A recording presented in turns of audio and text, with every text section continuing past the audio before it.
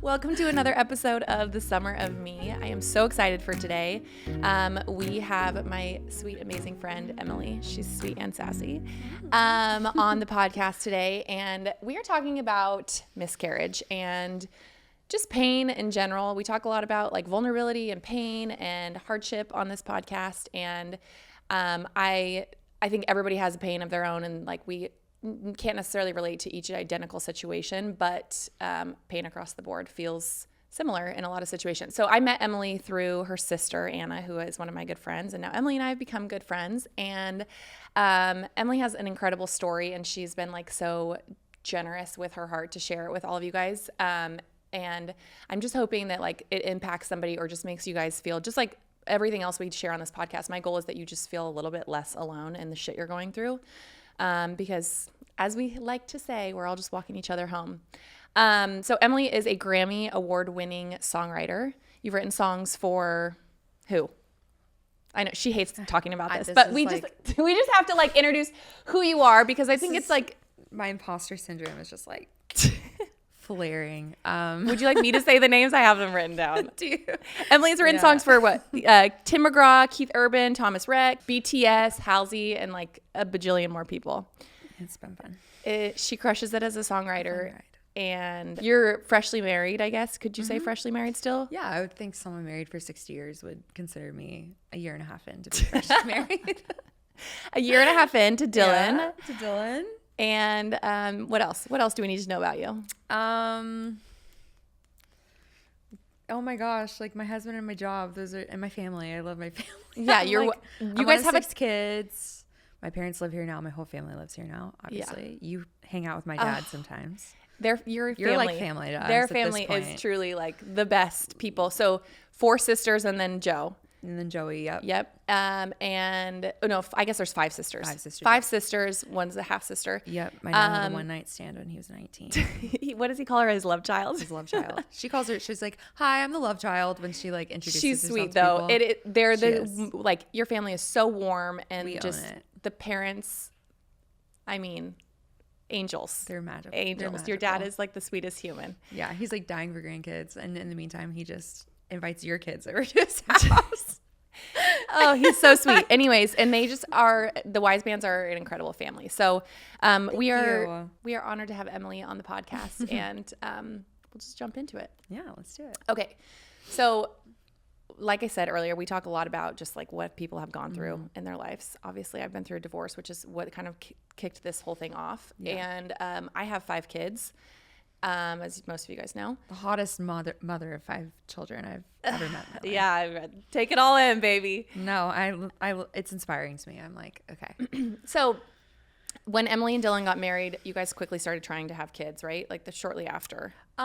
We kind of told ourselves, because we got married. I was 29. He turned 30 like 2 weeks after we got married, and I'm one of 6 kids. Dylan has a sister, but family is like huge to both of us. So we both always knew we wanted a family, and that, not that we got married older, because 29, 30, it's still really young, but we're not like 21 and going to spend in that 5 Christian years. Culture though. Exactly. Now, like I'm thankful. We talk all the time, like 21-year-old, 2-year-old Dylan and Emily would not have had a good marriage at all. But 29 and 30-year-old Dylan and Emily, we knew we weren't going to wait that long. We figured like, we'll probably wait a year, maybe 2 before we start trying. But, we want to have like several. I can't imagine only having 1 or 2 coming from such a big family. So, I think we were kind of like, let's enjoy marriage for a year or 2 and then dive in. But, I also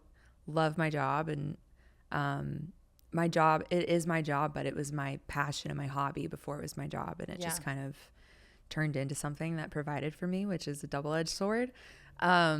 So I will never, it's not like I'll stop working me stopping working when I have kids and staying home with them is like, would be me stopping being who I am to a degree. So it's like, and I want my kids to watch their mom do something she loves, and so important. Feel like they could do that too. So, I was a little gun shy too. Like I wanted to do it, but I like to get started. I think through everything and I feel through everything. Like you don't I leave say. no stone unturned. It's like this. She's a thinker, but major thinker, major feeler. So, you know, I get paid to like overthink. Yeah.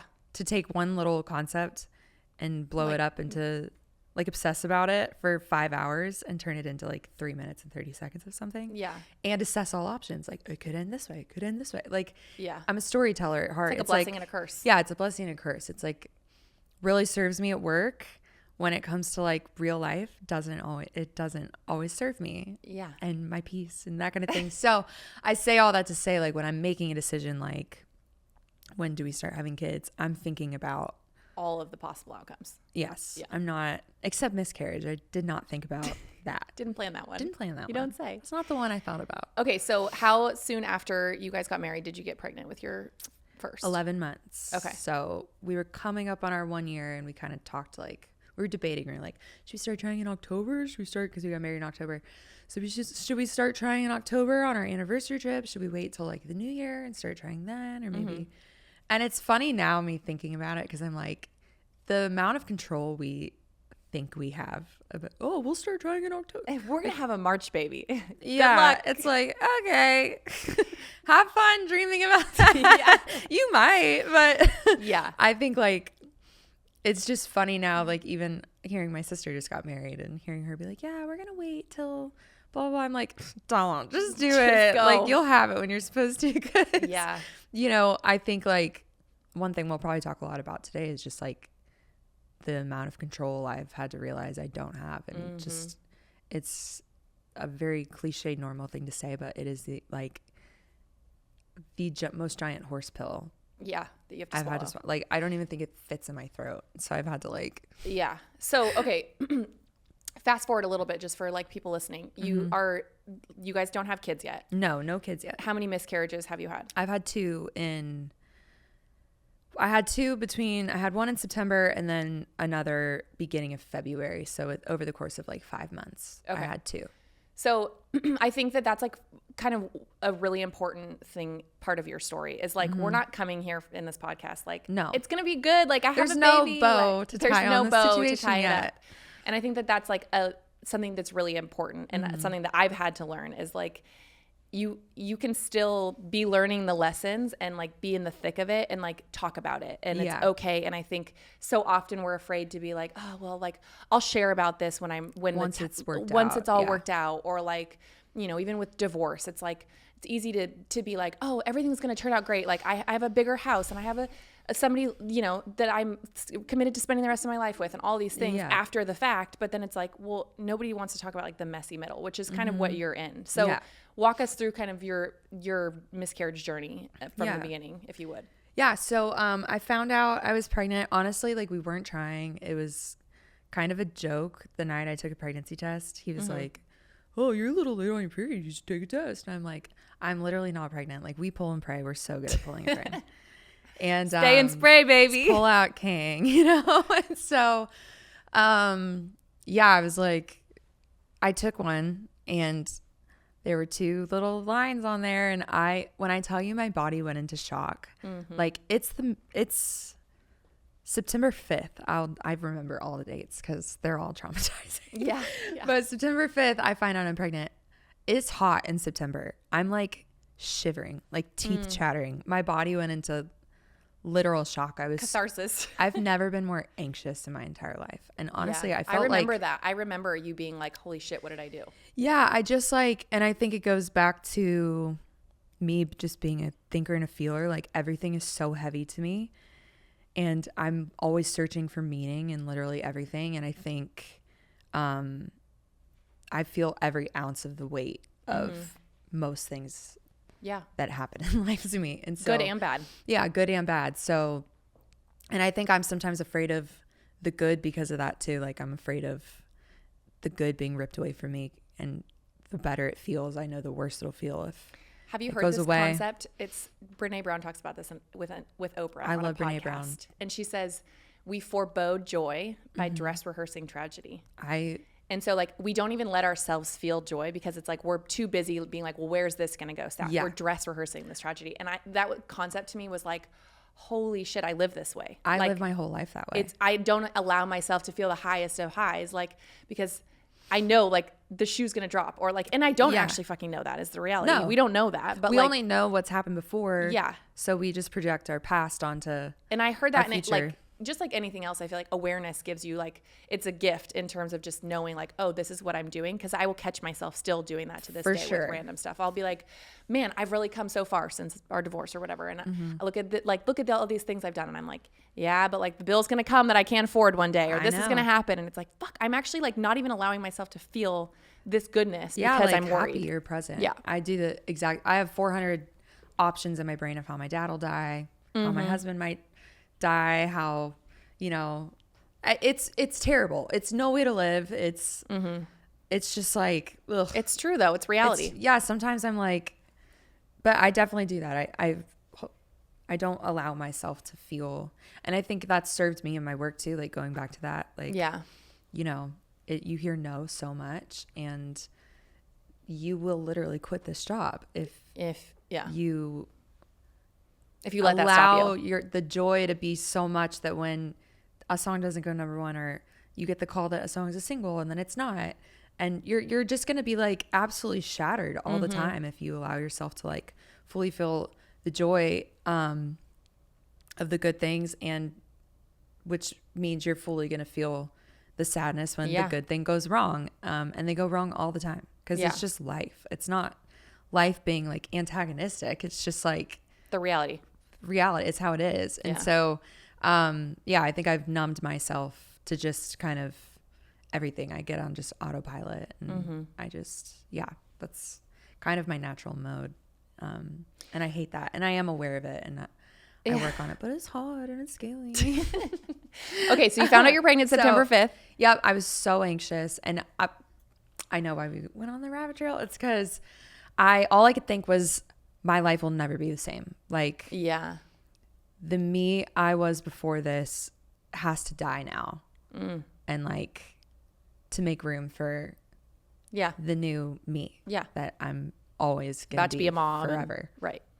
And so I grieved a lot. It was a week of like, I did not sleep like for 4 or 5 days straight. I grieved so hard. I was just so physically anxious, and honestly, like, I couldn't even make sense of it. Like, I would start falling asleep, and then I would wake up to my heart beating really fast. Like, even when I wasn't consciously awake, my body was like responding in this like really anxious way. And so like, I honestly kept going into our little office in our house and like hashing it out with God and being like, I need you, dude. Like, why am I pregnant? I'm happy. I know I should be happy, and I want to be happy, but like, I'm really wrestling with some things, and like, I feel guilty for not being happy, and I really need you to like set my heart right about this. And I remember like the morning he spoke to me a lot that week, a lot of really encouraging things. And it's funny because in the moment I thought it was about that pregnancy, and now like that I've lived a little more life, I zoom out, and some of the things God gave me to chew on that week were actually more geared toward what I was about to go through rather than me currently being pregnant, which is so crazy looking back on that. But finally a week later, I had settled in a little. It was the morning, actually, I felt this little peep of light shine through like the cloud over my head, and because Dylan was so excited. And I remember he felt bummed that I wasn't. I think in his brain, like, you get married, you find out you're pregnant with your wife, and you're like celebration, crying in the kitchen, and he's like, "What's wrong with my wife? She's broken."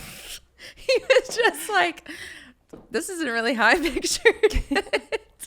And I was like, "I'm sorry, honey. I just like it's my my body's not even responding well to this news." And so finally, the morning that I felt like, so, do you like any names? I remember we had coffee that morning, and it's the first morning I felt like excited enough to talk about it.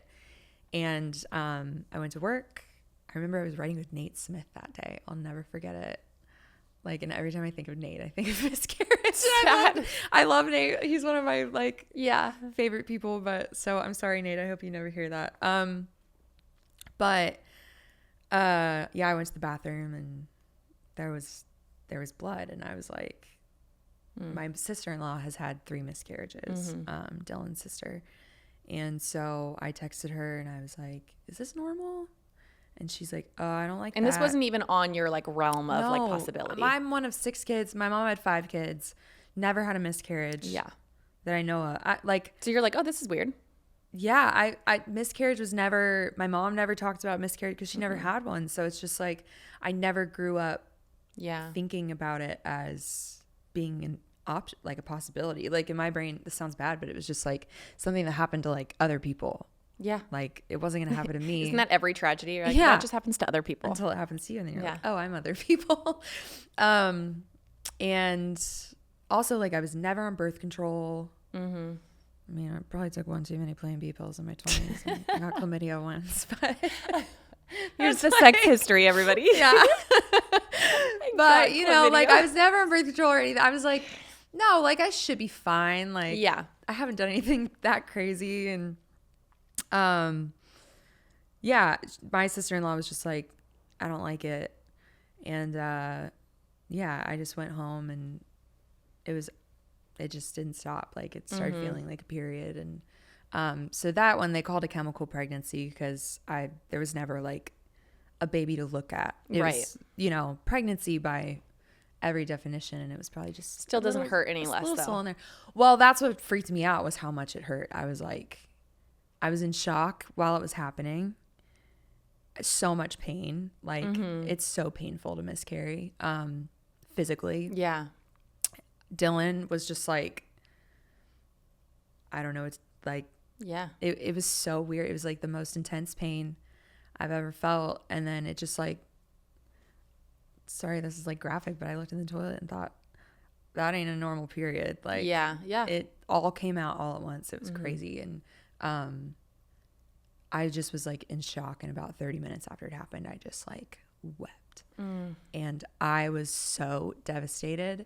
And I just could not believe it was happening. Like, why me? Yeah. And also like coming off of a week of intense anxiety about being pregnant. Yeah. I mean, all the emotions. I felt guilt for my anxiety. I felt just so undeserving to like even have had, like I lost my privilege. Yeah. That's what it felt like. I wasn't grateful for what I got. Exactly. And so I was shaming myself. I was judging myself. I felt so guilty. And then beyond that, like I just felt this guttural grief. Like my brain couldn't even register the grief that like my spirit and like my soul was experiencing. It was so freaking weird. Like I just remember telling Dylan, like, how could I have been so resistant and anxious about something and be this devastated about? Like there was it's not like, oh, I feel relieved. There was not an ounce of relief in me. It was like, it was so crazy. And I was just so sad. I was so sad. I took like 2 or 3 weeks off work. And I think we hear like even, especially with like social media and people share stuff and whatever. And like, I think we hear about like a miscarriage or whatever. And unless you've really personally endured that, it's hard to grasp like the depth of that pain or like the depth of that grief, because it's like, oh, well, it's not like you're stillborn or, you hear people say things and it's like, again, like it comes as a surprise to you even that you're like, why does this hurt so bad? And we pass it by so frequently. It's not like, somebody dies. And of course everybody sets up like a GoFundMe and all of these things. Totally. And like, you're very open about your loss when you lose a person. Yeah. And like, there's so many women. I mean, I don't know the exact stats. I can't remember them. It's 1 in 4 pregnancies. 1 in 4 pregnancies. Not 1 in 4 women. That's what freaked me out. It wasn't 1 in 4 crazy. Women. It was 1 in 4 pregnancies. Yeah. And like, so if you have a room of 4 people, like at least one of those people have experienced 100% a pregnant or a miscarriage. And like, we just don't talk about it as, I think people talk about it like to what we talked about earlier, where it's like my rainbow baby, I have that, like, which is a beautiful thing in and of itself. But how many people still don't have in that like life cycle of like miscarriage, pregnant, and like they just live in this cycle, and it's sad. Yeah, it's weird. That was the second biggest. So my first biggest surprise was how devastated I was. Yeah. The second shocking thing was how many people I knew who had one who I didn't know had it. There were like 2 girls who were bridesmaids in my wedding. Wow. And I remember when you're close enough to me to be a bridesmaid in my wedding. Yeah. And I don't know that you've had 2 miscarriages until I tell you I just had one. Yeah. You're like, oh yeah, I've had 2. It's like, how? Why don't I know that about you? Why didn't you tell me that?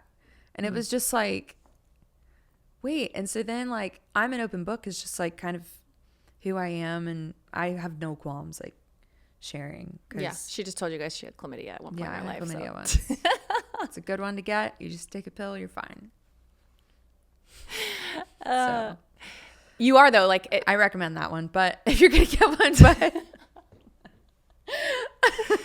anyways, anyway, I yeah. So the amount of women who just like that were already in my daily life, where I was like, oh yeah, I just had a miscarriage, and I was like, oh yeah, I had one too. I had one like 2 weeks ago.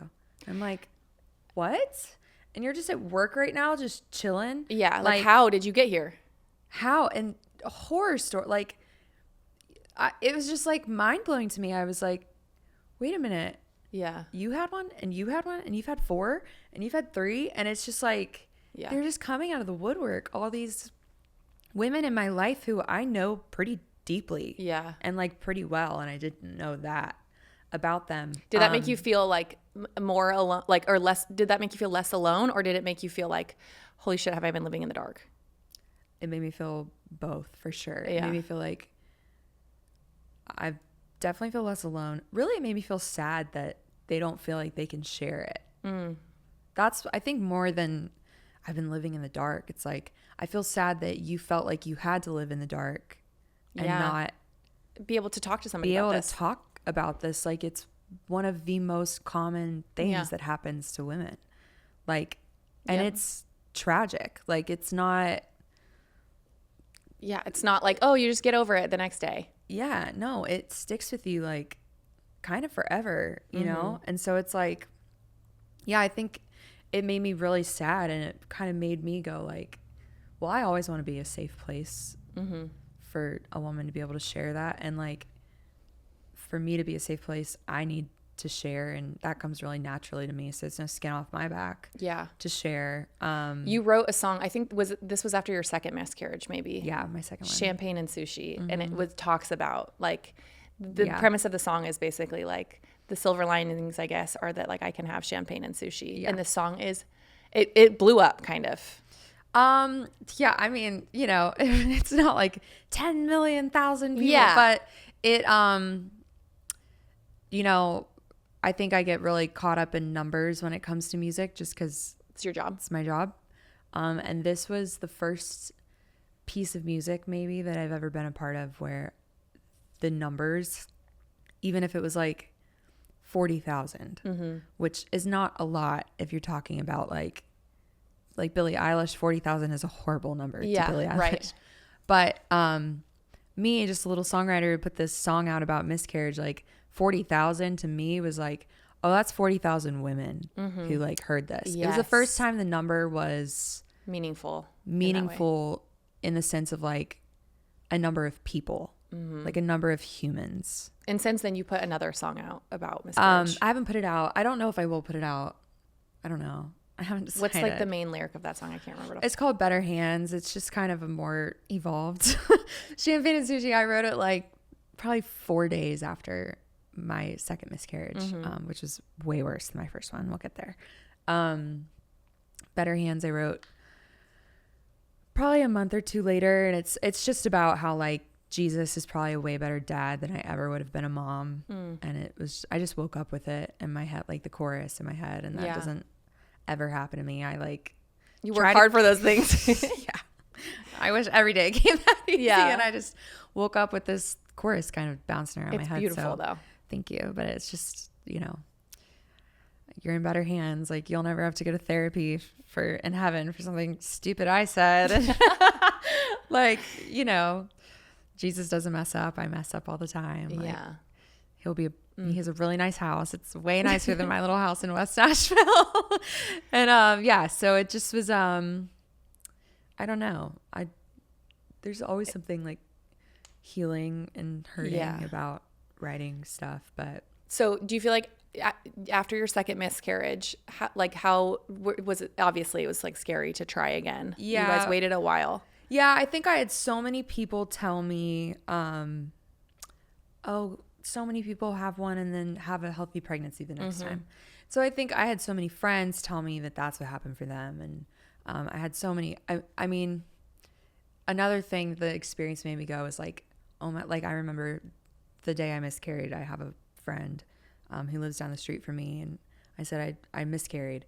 Within the hour of me texting her, there was a pan of enchiladas on my front porch and a note that said dinner. And I just remember, and she didn't even knock on the door. We didn't talk. She didn't even text me that it was there. But I remember thinking, am I that kind of friend to my friends who are going through grief? Like, I'm not the one dropping off a pan of enchiladas at someone's house who just lost their... And it means so much in that moment. It meant a lot to me. I was like, oh my gosh, I didn't even think about dinner.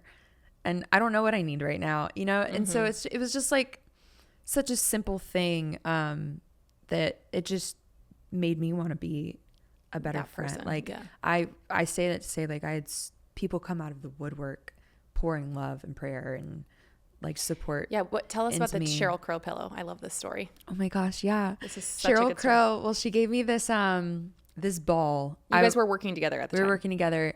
I actually, the first time I ever worked with her was the day I found out I was pregnant. And she was just like, I was just like, my first day meeting Sheryl Crow, I'm like, I'm pregnant because I was freaking out. Scared. The open book in me was, I'm scared. And, you know, we just like, she was just such a nice to meet you. Like, we're best friends now, you know? And so it was like, we got very close very quickly just because I shared this big life moment with her and she was there for me in it. And then I wrote with her the second time a few days after I miscarried. And so she was there with me through that too. Yeah. And that day I was writing in her house and she said, I want to give you something. And so we went up to her house and she gave me this ball. It's beautiful. It's beautiful. It's like really ornate. It's like not an octagon, but it's just like a ball, but there's all these flat surfaces. It's like so, like a almost like a quilted like embroidered, ball. Like quilted kind of thing. And every little section has like a different picture on it. But she gave it to me and she said, one of my friends gave me this. It's a maternity ball. And I guess her friend, I don't know the story with her friend, if she had trouble having kids or had some miscarriages, but she had been given this ball and had ended up having her baby like 20 years ago. And so when Sheryl was kind of talking about wanting to, you know, have her kids, her friend gave her that ball. And after my miscarriage, she said, I have my kids now. And she gave me the ball. And she said, someday when you have your kids and you have a sister or a friend who is struggling, having a family, you can give the ball to them. So sweet. I have instructions to pass the ball on someday. And I am really excited to not need the ball at my house anymore, but it was just beautiful. There were all these, I remember the day after I miscarried, Dylan was out of town because of course he was out of town. Like he was like at a retreat or something, right? Yeah. He was like on this wilderness therapy thing with dudes. And he was like, I'm not gonna go. And I was like, you have to go. Like, he, at the time he still kind of is in the middle of a work transition. And for me, it was an act of faith. Like what you're going to do kind of represents a way that you're going to provide for our family that I know we're going to have. So if my family's here, I have so many siblings here. Like, what are you going to do? Stay here all weekend and be sad with me? Like, I want you to go. It'll make me happy for you to go. And I'll just go stay at my parents' house. So I was driving home from my parents' house the night after I miscarried. And I get this text from this girl I hadn't talked to in like 2 years or something. Like our last texts were from like 2020 or 2021 or something. And she's like, hey girl, so random, hope you're doing well. She's like, but I just had the most vivid dream last night that you had a baby.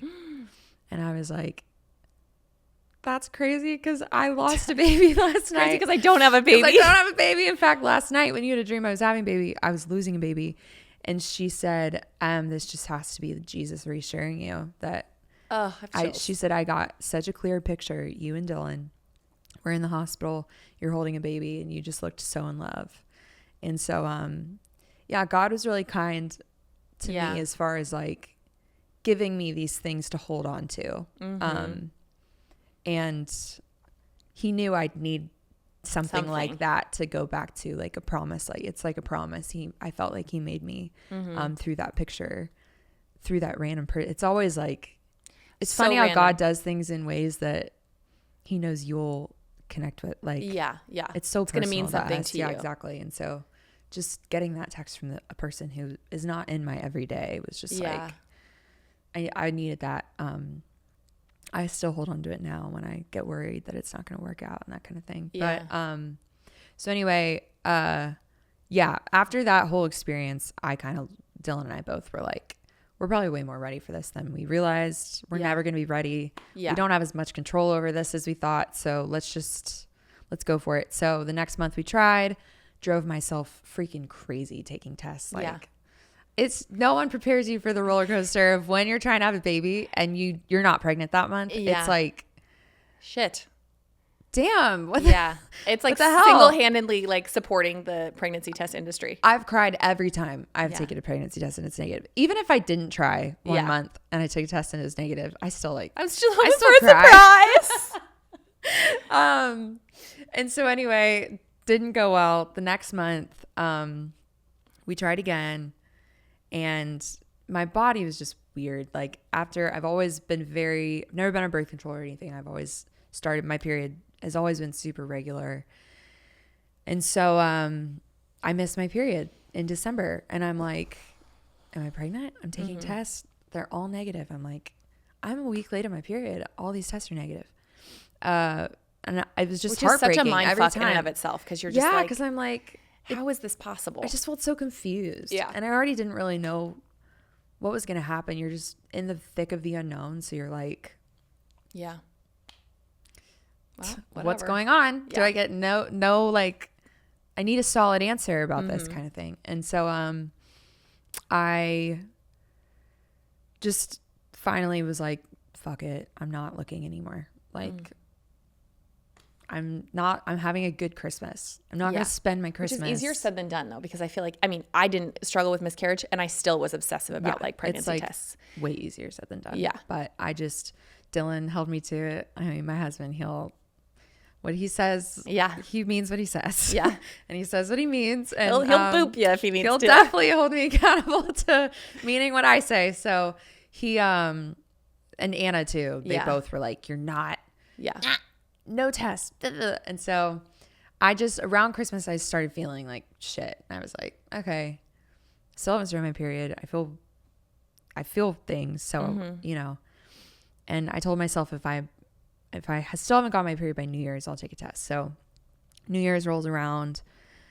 I take a test. It's like so positive. And I remember telling God like when I was in that process of not testing and just waiting and being like, Jesus, take the wheel. I remember I was on a hike with my cousins like during Christmas. And I told God, I was like, God, can you just make me a promise? Like if it's a yes, let it be like a clear yes and let it stay yes. And if it's a no, let it be a clear no and just help me get through it. And so that was my prayer. And so New Year's rolls around. I still have no period. So I took a test, a digital one and a line one. I take them and before the line even registers, the digital says pregnant. Yeah. And I just thought like, oh my gosh, how more clear could that be? Like to me, that was an answered prayer. God like answering my prayer. And I thought this one's going to stay yes. Like he answered that part of the prayer. The next part of the prayer he's going to answer too. Real humbling, isn't it? Oh yeah. Really humbling. And so I call my doctor and he's like, well, when's your last period? I said November 18th or whenever it was. He's like, oh, that means you're like 6-7 weeks along. Like we're in January now. So he was like, come to the office on Thursday and we'll do an ultrasound. So I said, okay. I'm like excited. I'm like, wow, I'm already further along than I was last time. So we go to the doctor. We're doing an ultrasound. I'm so anxious. Like, oh yeah, I'm sure. I'm just like full it's body. like all of these things. I remember the nurse being like, girl, you higher and higher your heart rate is like crazy right now. I was like, I know. I just like, I don't know. And he goes in and he's just like a little too quiet, a little too long. And I just like, with every passing second that he's not saying anything, I'm just like, shit. Fuck. A few weeks later, we go in, there's a baby, there's a heartbeat. I thought, so you're pregnant. Holy shit, I'm pregnant. Yeah. Okay. Like, this is so exciting. And he said, the only thing is the sac is measuring a little behind. He was like, but that can work itself out. I'm not going to freak out about that at this point. Yeah. He was like, just come back in like a week and a half, 2 weeks, and we'll look again. And we went back and there was no more heartbeat. And I just remember being like so pissed. Yeah. Like, how did this happen again? Just like, God, you just wrote like that. To me, it was like, wow, Jesus is going to raise Lazarus from the dead. And then he gets hit by a car a week later. Like, what shenanigans are you pulling on me? I just like would you say it was the same level of grief like the second time? Was it more? Was it less? It was different. It was the same level of like turmoil, but a different kind. Like, I think the first one I was sad. The second one I was angry. Yeah. I was pissed. I was like, all right, calling God a dickhole in the car. Like, you're a dick because I trust you and I love you and I believe in you. Not because I don't. That's not why I think you're a dick. It's because I do trust you and believe in you and love you. Like, and I believe that this is a portal to heaven and I don't have much to do with this. And like, did you lie to me? Like, what does your voice sound like? Am I a psychopath? Like, it just, all this, like, you're just in like that anger phase of grief where it's I like, was so pissed. I was so pissed. So yeah, we I waited again. We took a month. We were going to start trying again right away. And Dylan was like, I think you need another month to like settle down a little bit. Not worry about this for a month. Like, you got your period after the miscarriage. Thankfully, my body took care of it. That one sucked. I was further along. I ended up being about 8 weeks when I miscarried the second time. So it like, I kind of had to labor for the miscarriage. I remember that one was weird. I had seen a heartbeat. I just felt like so real probably. I was having contractions like it got to the point where it was, you're having contractions and it was the worst pain I've ever felt. He was like, painkillers aren't really going to do it. Like, I can give you like this, but you just got to take care of it. Just kind of got to get through it. It felt like someone was sticking a knife in my stomach and just twisting it. And my intestines were wrapped around this blade. It was literally the worst pain I've ever felt my whole life. And then it just like the first time came out all at once. My sister was with me. And then you're just done. It's like, and then it was just like, well, then it was like my child whose heart I saw beating 2 weeks ago is now in the toilet. Do I flush it? Do I put it in a box? I don't want to touch it because it's so terrifying and sad. But like, am I just going to flush this beating heart? I imagine you're not the only person 2 weeks ago down the toilet. Like, Dylan was golfing because there's no like, and he couldn't get there in time. It was like a 2-hour drive. My body just said, now it's coming now. Because I had a DNC scheduled for the following week. Okay. And so, because that's when they could get me in. Right. That's the other thing. It's like, oh, we can get you in a week. It's like, oh, I'm just going to walk around for a week with this. Yeah. Are you serious? Like, and it's not, I'm not throwing shade at doctors or anything. It's just like how it is. And it's crazy that that's how it is for such a traumatic, sad, common thing that women have to go through. And I miscarried on a Saturday. I went to work on a Monday.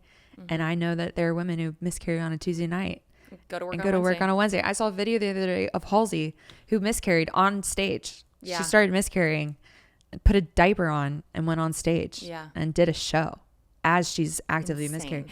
Like, I just saw that video on like TikTok randomly, but like women every day that you walk into a coffee shop and there's women in that coffee shop and it's like, that woman could have had a miscarriage last night. You wouldn't know. They're not going to tell you because it feels like a bomb you're dropping on the room. It feels like, it's just like, what do you say, you know? Yeah. And also we've been conditioned our whole lives. When I turned 11 and got my period, it was like, oh, I'm having a period because I can have a baby one day. Yeah. That's what.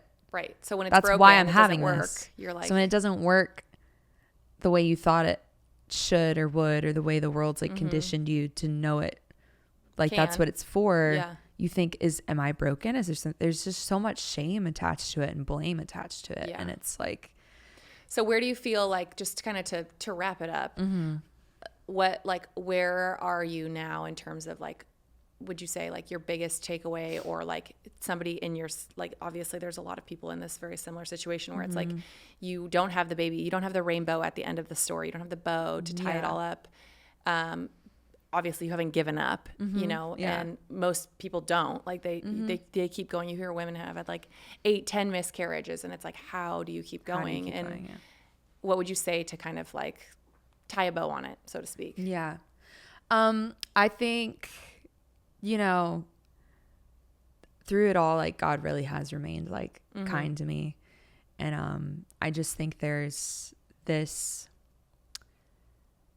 it's crazy having to see myself for what I am, which is an absolute control freak. And like I got to the point where even a few weeks ago on the phone, the nurse, I was talking to her about something, and she was like, she finally got to the point with me, she was like, honey, you just got to believe in God. Yeah.